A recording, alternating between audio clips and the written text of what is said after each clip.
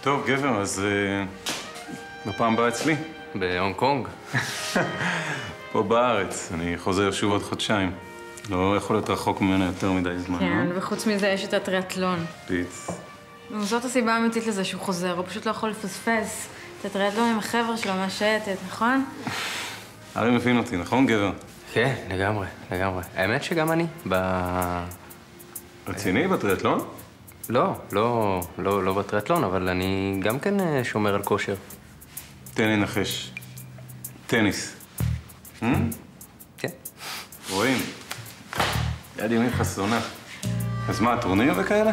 כן, טורנירים בעיקר. וגם יצא לי אפילו לנצח איזה טורניר אחד או שניים. מעולה, שאני בארץ אני תמיד מחפש פרטנרים ברמה. באמת? אז מה אתה עושה מחר בבוקר? מחר בבוקר...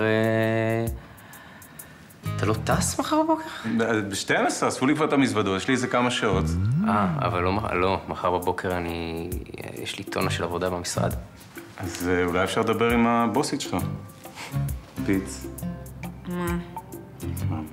אוף, שניכם, נו מה, שאני אצא רע עכשיו? יאללה, לכו תשחקו טניס. אז זה מצוין. אצא אותך מחר בבוקר? אבל לילך, מה עם האריזות של המפעל בים המלח? בסדר, אז תעבוד עד מאוחר. מצוין. אז אני אוסף אותך מחר בבוקר. בבוקר. יופי. טוב. ביי.